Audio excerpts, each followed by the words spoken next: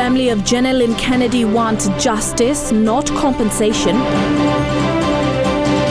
Woman kills rapist in Madang. And discussion on COVID-19 and the new normal.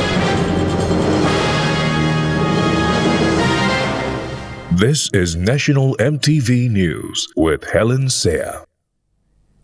Good evening and thanks for joining us for Monday's news. With COVID-19 affecting all sectors of the government, the focus now is on how the people will adapt to the new normal and the government's plan to help businesses get back to their feet. Institute of National Affairs Director Paul Barker says with this new normal, people must be reminded that COVID-19 is not something to ignore. Barker was speaking to media personnel in a panel discussion today. With COVID-19 affecting global economy, businesses in the country, especially in the tourism sector, are the first to be affected before lockdown. According to INA Director Paul Barker, this is because PNG is in the travel route. However, quick response by the government has prevented major spread of the virus. Was pretty quick to respond, and that was probably one of the most positive things. It did close off the borders early on in the piece, and that probably stopped a major spreading of the virus. PNG is a little bit off the main travel route globally. Barker says countries not in the main travel route are not taking preventive measures seriously. As a result, they are badly affected. And with the country announcing its new cases recently, people must be reminded that it is not something to ignore. There in the community, and it's there in the business community, and it's reminding us all that the virus is not something that avoids Melanesia. We don't have some sort of innate immunity, and clearly we need to there may be factors that have reduced the transmission, as I say, early closing of the border. With the new normal being announced after the SOE, the focus now is to get the country's economy and businesses back on track. However, it depends on the government's capacity to support businesses in the country. Barker says one way to support businesses is e-commerce, but there will be issues relating to connectivity and internet costs.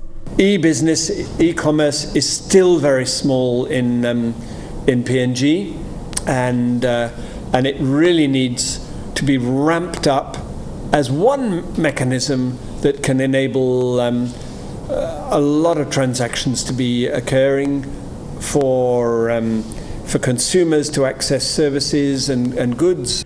Barker adding that the new normal may result in violence as people adapt to it. He says there is a need for more people to provide the much needed services. You need to have a large number of people providing that sort of service, emergency service or support service, online or using internet or whatever means. So you've got to be able to adapt, and that's challenging. He further raised concerns that the government need to ensure there are not much distractions to people's lives should there be another SOE, and people must continue to practice social distancing and basic health practices in this new normal.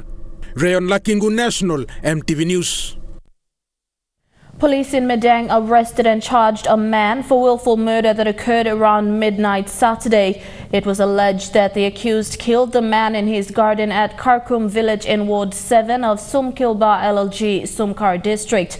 In another incident, the wife of the deceased is alleged to have killed a teenager who raped her. We were taken on a 30-minute bush trek into the garden where the deceased and his wife with their 2-year-old child was sleeping when he was killed.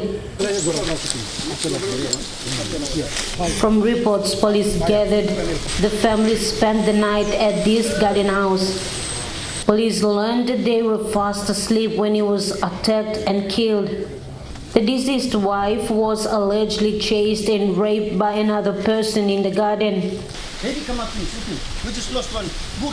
Police reported that the wife killed the attacker using the same knife placed next to her by another person who raped her. Both bodies were taken back to their respective villages by locals awaiting police to view the bodies and carry out investigations. Officer in charge of the Madang Criminal Investigation Division, Stephen Yalamu, appealed to the two villages to cooperate with police and not to take the law into their own hands. Now police come inside village, go investigate him, find him out. Now when I'm wrong, he come up, I'm something block police. Yalamu explained the matter is now the subject of the investigations. The motive of the killings are not known at the moment. Investigations have begun into the killings to establish the cause of the death. Martha Louise, National EMTV News, Madang. With whispers of compensation for the death of Jenelyn Kennedy, her family has made it clear that they will not be entertained. They strictly want justice to be served in court. The case was deferred to tomorrow because court files were not ready for arraignment today. The suspect is expected to appear before the court at 9 a.m. And at Cora reports. As the family beefs up for the start of the legal process for late Jenelyn's case tomorrow in court, the family in a media conference after the deferral at the committal court today said there is greater need for cooperation with law enforcers to bring back confidence in the system and raise the benchmark, adding that no compensation will be entertained and justice will be served nonetheless. Stands blo family blo mipla emosem lol Kennedy family nol gal family. No compensation. Mipla ino need him compensation. Na mipla against him this like kind cultural, traditional way of sorting issues out. This is a developing country. After 43 years, it should have some benchmark where certain ways of solving problem must go away with. And let's look at where developed nations are. How can we come outside block court? You may need Losana police system, you mean. If the link is weak somewhere along the line, it needs the people's voice and commitment. While it is understood that police are still questioning the three suspects and are yet to get statements from the main eyewitness, that is Rachel Ipang, Jenelyn's best friend and babysitter, the family are also collating supporting affidavits to add weight to Jenelyn's case and are adamant for more charges to be laid against Kaiwi. We want to add as more we can. We will put it. We will make sure that affidavits will go in and we will nail the head. Openly discrediting families who take monetary compensation in exchange for justice being served for a loved one lost due to domestic violence. Shame on all those families who took compensation on the girls who died. Shame on them. Mipla family will generally talk shame on them. And we are asking them to come out and stand with us and fight this cause so that justice can be served on their daughters who are gone too. We want to invite them in. Meanwhile, Bosip Kaiwi, the main suspect in the murder, is still being kept at the Boroko police cells and will appear before court tomorrow at 9 a.m. Anet Kora, National EMTV News. And National EMTV News continues with more on Jenelyn Kennedy's case after the break. Stay with us.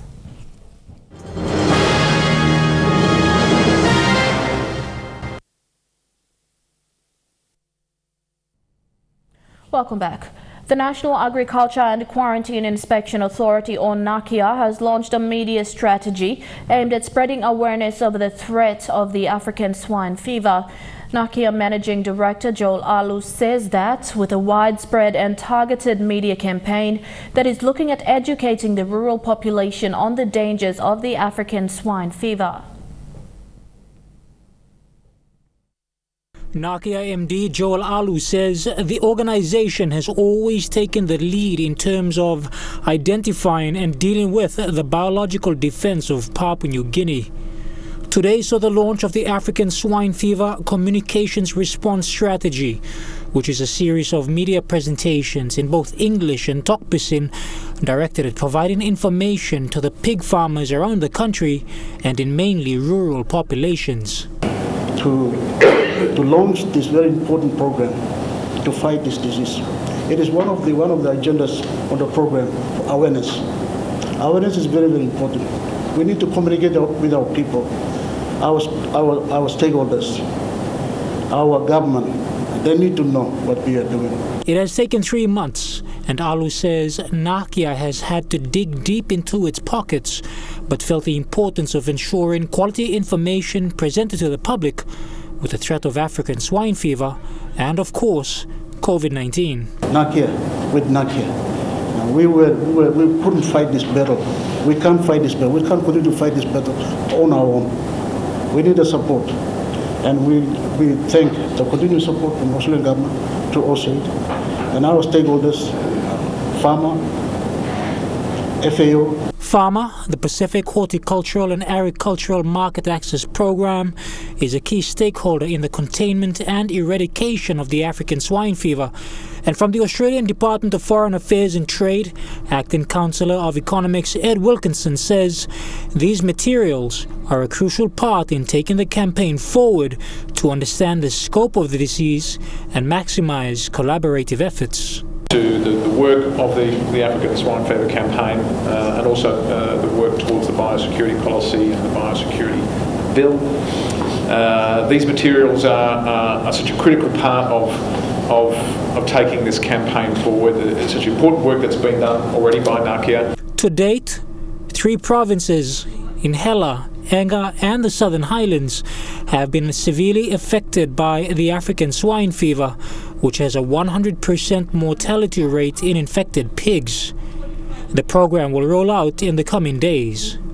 Jeremy Moggy, National TV News. Member for Sinobundi District, Jimmy Uguro, is challenging public servants in his electorate to work in harmony in order to deliver much-needed services. The local MP challenged public servants when launching vehicles for the 3 LLGs in the district on Friday. The vehicles cost over 500,000 kina. Present to witness the occasion was Minister for Agriculture and Livestock John Simon and CS Minister Chris Nangoy. On Friday, member for Sinobundi District Jimmy Uguro presented these vehicles to the 3 LLGs in the district. He also presented 100 bicycles to youths costing about 20,000 kina. The district will soon launch the distribution of roofing iron and walling sheets to every household in the electorate under its housing scheme. Each family will receive 24 seats of 12-foot iron seats. This is the initiative the local MP is carrying out in an effort to improve the standard of living for his people. The district will soon be launching its new mini sports stadium, which is currently under construction, while a number of schools were also captured in the education plan to improve education institutions in the district. The district has registered Usino Technical High School, which will capture business studies and computer science courses. Work on the construction of the technical high school will commence soon. Usino Technical High School, online by go in Ablo grade 12, now online in Ablo go grade 12, all by school of our business, computer. Kainos of you go Mapex, na this year, because you know going to go ya. Kainos of Mapex, Usino Technical High School, one kind of Don Bosco. Sinobundi District has also set up a transmitter to access EMTV coverage in the electorate and is now working to set up NBC radio and television signals for its people. Martha Lewis, National EMTV News, Madang. And now looking at the NASFund market report, the kina closed unchanged at $0.2890 in the interbank markets. At Bank South Pacific, your kina is buying $0.2815 $0.4069 Australian dollars, $0.2430 euro and 29.51 Japanese yen. Looking at commodity prices at New York close, gold is trading higher, coffee and cocoa closed higher, and copper closed lower. Crude oil is trading lower, palm oil closed lower, and copper closed higher. And on the stock market, the Dow Jones closed at 730.05 points lower. The ASX 200 is trading at 89.08 points lower, and the All Ordinaries is trading at 96.2 points lower. National EMTV News continues with more after these messages. Stay with us.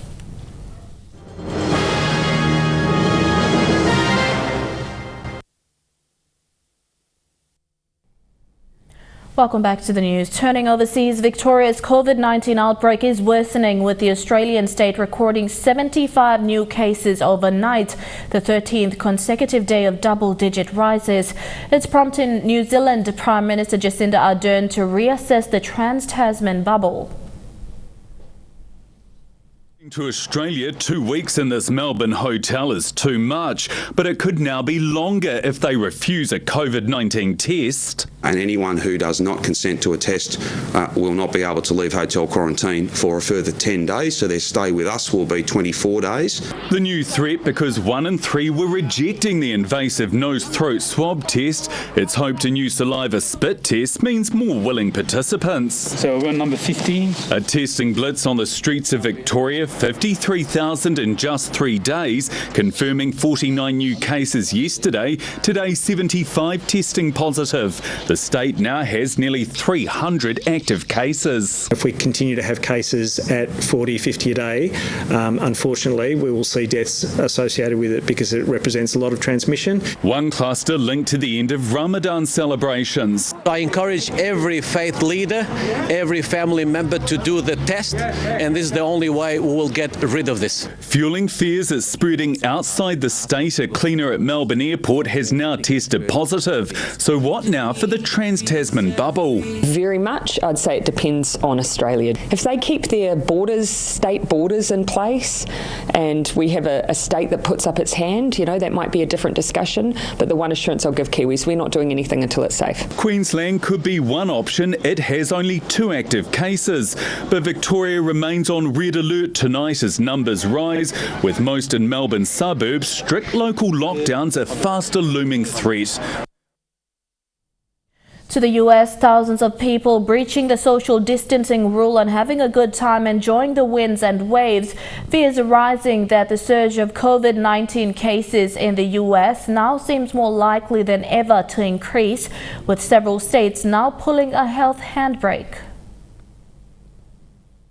Social distancing rules thrown to the wind as thousands gathered at a Michigan lake for an annual boating party. They partied too in a Texas nightclub, despite the state recording more than 5,000 new cases for the 6th day in a row. COVID-19 has taken a very swift and very dangerous turn in Texas over just the past few weeks. Blatant flouting of restrictions triggering warnings of tougher times. If we don't act to get it under control, very bad, extremely bad things will happen. 36 US states are now seeing infections rise, forcing 13 to pause or reverse reopening plans.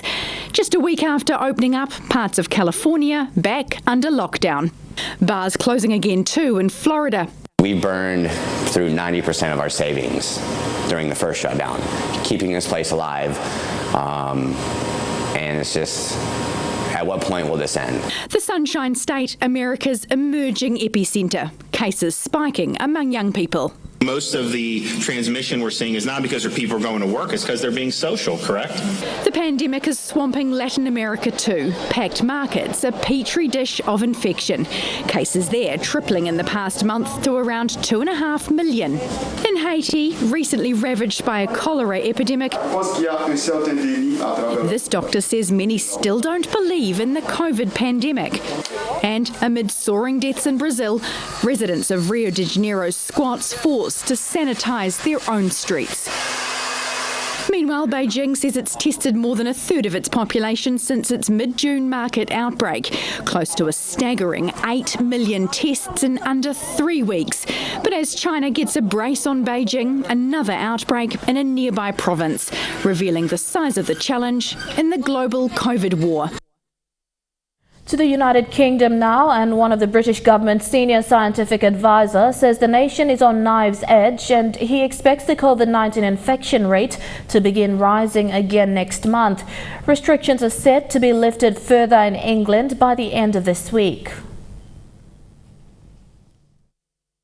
It's less than a week before the shackles will be taken off England's economy. That's when the bars and restaurants will reopen, for instance, and the social distancing requirement will drop from 2 metres to 1. But it wasn't a good weekend, with large crowds already ignoring the social distancing requirements altogether.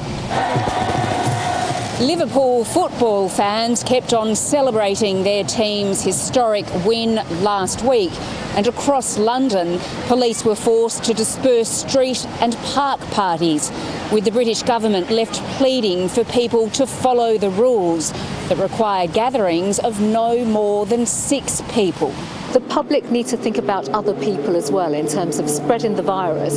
They themselves may not know that they could be a carrier of the virus, and they could be spreading that within the community and passing that on to other people. I think we all have to take responsibility. We all have to act conscientiously. We have social distancing measures in place for a reason.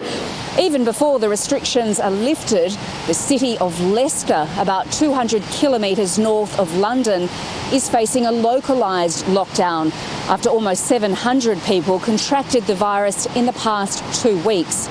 Scientists are clearly worried about what's to come. Well, we're seeing second spikes now in continental Europe, in Germany, and I think we will see rebounds. It'll be in certain situations. We've had outbreaks in meat packing factories across the continent and indeed in the UK. I think a true second wave will come in the winter months, in October, November. The real fear is with more than 43,000 people already losing their lives across the UK, the winter wave could be worse than the first.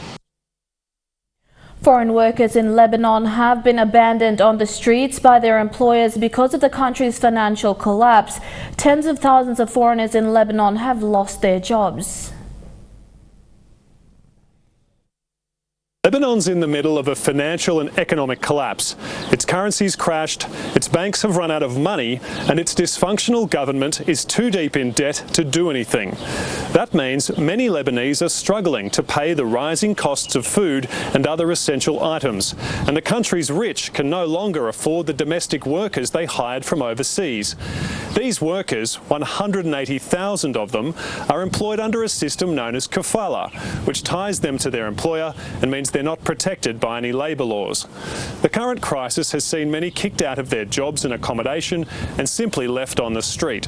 I don't have a residency permit. I don't have my passport. No money, only this bag. I've got nothing and I don't know what to do.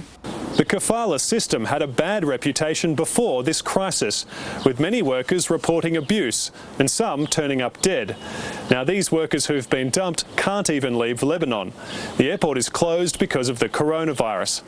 Activists are describing this situation as a humanitarian crisis, one of several facing Lebanon right now.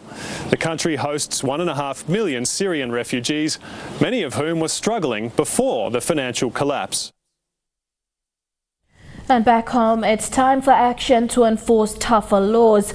That's from Jenelyn Kennedy's family, who want the government to seriously look at the Family Act and punishable laws under the criminal code. The circumstances surrounding her death had serious issues on domestic violence. It was established that her family sought assistance from the Family Sexual Violence Unit a number of times and had been to 3 different safe houses, but each time to no avail, forcing her back to the abuser that eventually led to her brutal death. Late Jenelyn Kennedy was tortured and abused for 5 days before being struck by a blunt object to the head, causing her death by the accused, who is her partner and father of her 2 kids, Bishop Kaiwi. But her abuse had been for several years.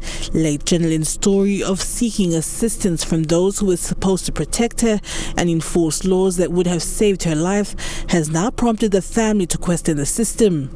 There are a lot of Papua New Guinea women going through this. So we've encouraged existing NGOs like All Violence Against Women and all these people that maybe the strategy that has been followed is not right. And maybe we need to change the strategy and get every stakeholders, especially men, to spearhead this and go, family, we are adamant, we will move. With or without money, we will move.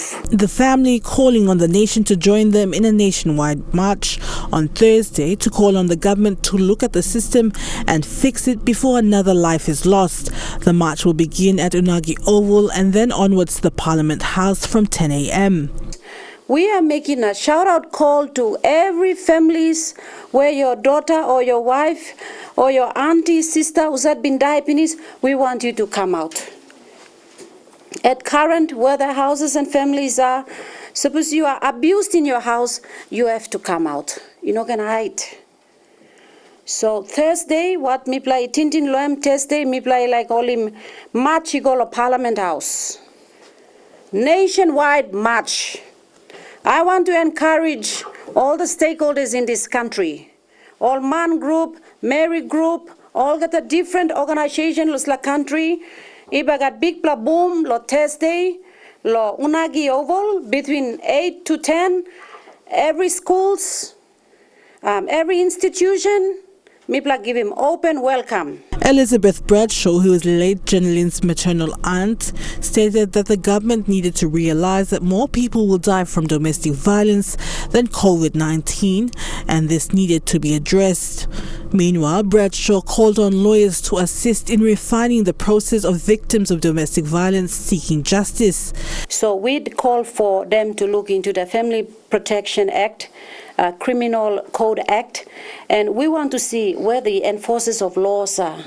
What are the policies that can be put forward, tabled on the floor of Parliament?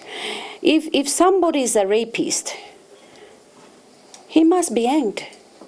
Late Jenelyn's house cry is currently being held at Mario Barracks, and the family are expected to decide on the date for her burial this Friday. Adelaide Surukskari, National, EMTV News. The Golum Health Centre in the Gazelle district of East New Britain Province is in a state of disrepair. The health centre serves more than 5 wards in the inland Bining local level government. A community health worker, George Upper, told EMTV News that both the health facility and staff houses fell into a state of disrepair, with many of them already condemned but still being used, and medical supplies rarely arrive on time at the health centre. A maternity ward that was opened in 2016 hasn't been utilised after it was rendered unfit to cater for delivering pregnant mothers. Until recently, there have been signs of help coming to the health facility slowly but surely. At least 2 staff houses are currently undergoing renovations, and the condemned outpatient building is expected to be rehabilitated in the coming months. Like anywhere else in Papua New Guinea, accessing basic health services remained a main struggle for the ordinary people. The Golum Health Centre is a church-run facility managed by the United Church and the Gazelle district through the public-private partnership concept. EMTV's attempts to get an official comment from the Gazelle district health coordinator and the United Church health secretary were unsuccessful. And Trukai Sports' next. Fidelis Tukina is at the sports desk. Thank you, Helen. Join me for details in Trukai Sports after the break.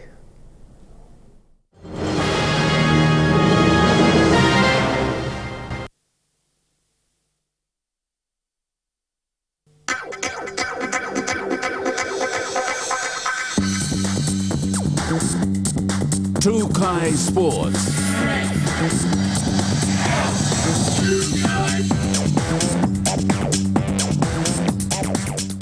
Welcome to Trukai Sports. To NRL first, drama and contention seems like an everyday issue for the Warriors as they languish in 14th position on the NRL ladder. One of the most talked about images from the weekend was Melbourne Storm skipper Cam Smith addressing the Warriors after his team had embarrassed them on the playing field. Cam was just saying like how hard he could imagine it is for us as, you know, leaving our families and the sacrifice that we made. And he's just, pretty much tipping his hat to us. And, that's the gist of it. Captain Roger Tuivasa-Sheck's possible one-match suspension for his no-arms tackle in that same game, only adding to the Warriors' woes. Well, Sean Johnson at the same time is talking up the Cronulla Sharks after their best win of the new league season. They were 13th on the ladder, just ahead of Johnson's former club, the Warriors. with the playmaker copping plenty of criticism. But his start against, as the Sharks upset Manly 40-22.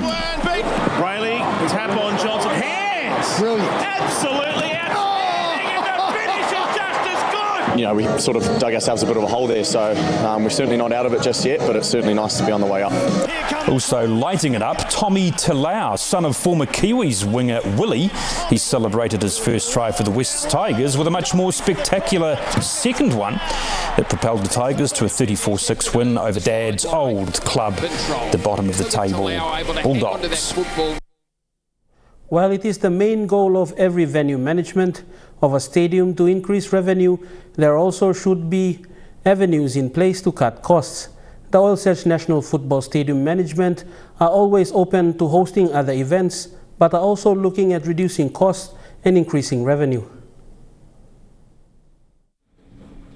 The new venue manager of the Oil Search National Football Stadium, Sean Vincent, said in an interview with EMTV Sports that it is always the goal of any venue management to increase revenue.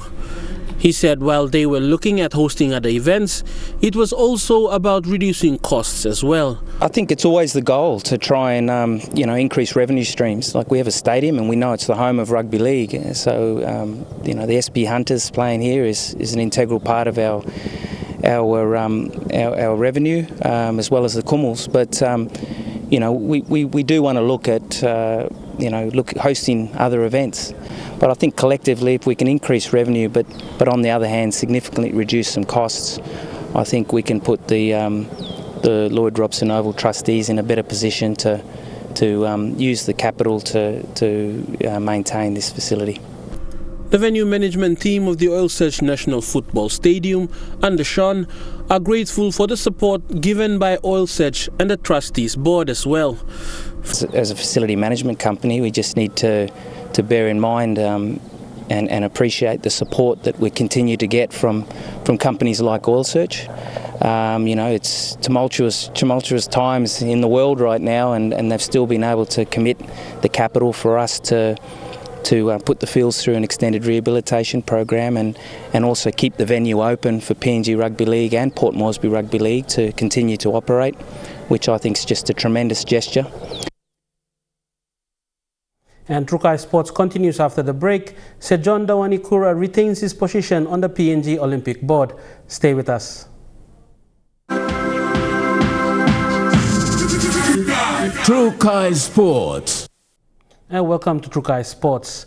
Sir John Dawanikura has retained the position of President of the Executive Board of the Papua New Guinea Olympic Committee. This comes after elections were held on Saturday, June 27, during the organization's annual General Assembly held at the Gateway Hotel in Port Moresby. As per the PNG Olympic Committee Constitution, the elections were conducted using an exhaustive ballot process supervised by the PNG Electoral Commission. Sir John surpassed challenger Ralph Tarasomo in the second round of voting by one vote after the third candidate for the position, Carol Lelai, was eliminated in the first round. This will be Sir John's third and final term on the PNG Olympic Committee Board, and he has sworn to carry on the important work within the organization. In the other positions voted on, Tony Green is the new Senior Vice President of the PNG Olympic Committee. The position of male Vice President went to Killer Dick, who unseated Michael Henau, while Iamo Launa became the new female Vice President. The Treasurer's position was taken up by Grace Matayo. A heavyweight top four has made it into the semi-finals of football's FA Cup. Holders Manchester United have been joined by powerhouses Manchester City, Arsenal and Chelsea. For a 13-time FA Cup champion, conceding an equaliser with 3 minutes left on the clock is far from ideal, especially in this fashion. But despite bungling that one, there's a reason Arsenal have held the trophy aloft more than any other club, using every minute of the match to nab the winner over Sheffield United. But Dani Ceballos has it now for Arsenal, and Dani Ceballos, the substitute from an acute angle, has turned the tie in Arsenal. Arsenal's favour once again. They'll face holders Manchester City in the final four. Their win over Newcastle a bit easier. And he does the job, De Bruyne. A goal in either half, including a cracker from Raheem Sterling, sending them through. Sterling winds himself up and scores, and may well put Manchester City into the semi-finals of the FA Cup. Chelsea's needed just a well-executed goal, meanwhile, to join them in the final four. This midway through the second half, seeing them win 1-0 over Leicester. That's a great ball, super finish, Barkley. Really top goal from Chelsea. They'll face Manchester United for a place in the final. Four of English football's big guns in a scrap for one of its most prized crowns. And True Kai Sports ends on that note. Helen will be back with the weather forecast for the next 24 hours. True Kai Sports.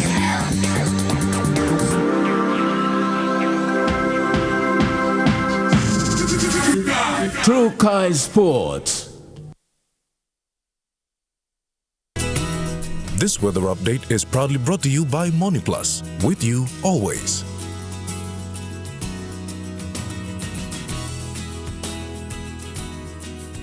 A look at the weather forecast for tonight and tomorrow in the southern region. Mostly fine weather in Port Moresby, windy with occasional light rain drizzles in Daru, cloudy with occasional rain drizzles in Kerema, and cloudy with a chance of rain showers and drizzles in Alotau and Popondetta. In the Mamasi region, cloudy with a chance of rain and drizzles in Lae, mostly fine, then chance of afternoon rain showers in Madang, cloudy with chance of rain and drizzles in Wewak, and cloudy with showers and possible thunderstorms in Vanimo. In the New Guinea Island region, mostly fine, then chance of light afternoon rain and drizzles in Lorengau. Mostly fine weather in Kavieng, Kokopo, Rabaul and Buka. And mostly fine, then chance of afternoon showers in Kimbe. And in the Highlands region, mostly fine, then chance of afternoon showers in Mount Hagen. Mostly fine, then chance of afternoon rain drizzles in Goroka, Kondiawa, Mendi and Wabeg.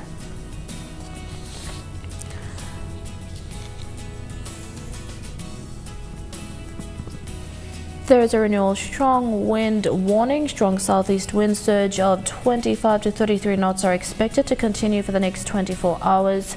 Causing rough seas, all crafts and boats are advised to take necessary precautions before going out to sea. Forecast for small crafts within the coastal waters of Papua New Guinea for the next 24 hours. Waters of southern PNG Indonesian border through Torres Strait to Daru to the Gulf of Papua and to Hood Point and Samari Island, seas of 2 to 2.5 meters.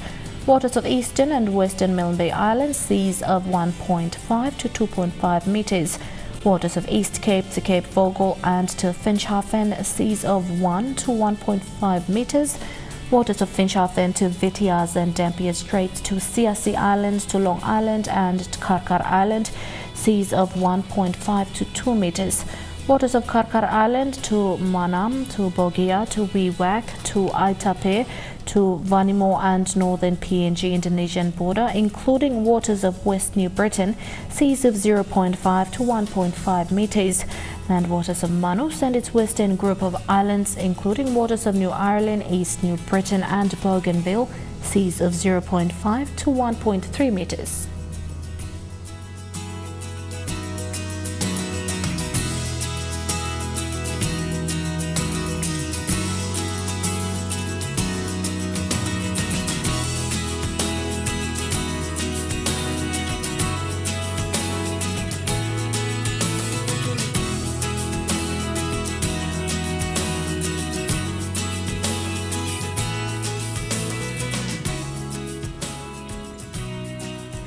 A look at the ocean forecast. The PNG areas in the Coral Sea sees rough to high seas with southeasterly winds at 25 to 33 knots. In the Solomon Sea, seas moderate to patches rough with southeasterly winds at 15 to 25 knots, increasing to 33 knots in the south. In the Bismarck Sea, seas slight to moderate in patches with southeasterly winds at 10 to 20 knots, with gusts reaching up to 25 knots to the southwest, and in the Pacific Ocean, seas slight with southeasterly winds at 10 to 15 knots.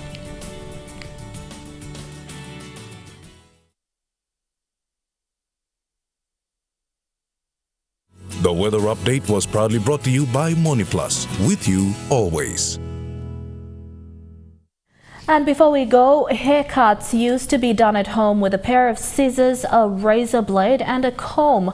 Well, not anymore. The rise in the demand for professional barbers in PNG has seen a new wave in hairstyles, and barbershops springing up to cope with that demand. The newest addition to the Port Moresby style scene, the Bossman Barbershop, which opened yesterday, offers more than just a haircut. Located at the newly refurbished Brian Bell Home Centre, Bossman Barbers promises a different experience to normal. As well as hair products and services, they've amalgamated a different product in their selling line: shoes. New barbershop Bossman. Only Bossman coming, Bossman also can come. And also our new, also first beauty shop in the country, and also the first shoe shop as well. So make it easy, so all in one. We cover your head to toe. With the demand for beauty products on the rise and men now hanging on to the vanity trend, Bossman Barbers, which is a subsidiary of Trends Hair and Beauty PNG, has seen the niche available for business. Also, we look about the barber. I'm going to tell you why you bring them out the barber. So I think that grooming yourself is not only for women, and also the barber. So that's why we will come up the new concept about the barber shop. I think later on after the opening, everyone welcome to see another sort of different environment, different sort of service we provide for all the Bossman. Brian Bell Group of Companies, Ian Clough explains, this was time for a new beginning on the entrepreneurship and business side of Papua New Guinea. The Brian Bell Group, as you know, this is our latest development that we only kicked open last week. It's taken 18 months to transform an old warehouse here into what we think is a fantastic new shopping environment, and our team has done an amazing job with a number of our key partners to turn what was a really simple old tin shed into what I think, and I'm a bit biased, I think is PNG's best shopping space. Bossman Barbers is located inside the multi-million kina Brian Bell Home Centre Plaza complex. It features 24 different shops that comprises a hardware, supermarket, cafes, music stores, as well as a post service and the said barbershop. On its opening, Clough had said that the new plaza would be able to create employment opportunities for Papua New Guineans. Bossman Barber is an extension of the Trends Hair Salon franchise that has grown in popularity over the years. Jeremy Moggy, National TV News. And that's been the news, sport and weather for today, Monday, the 29th of June 2020. On behalf of the entire EMTV News team, pleasant viewing. Good night.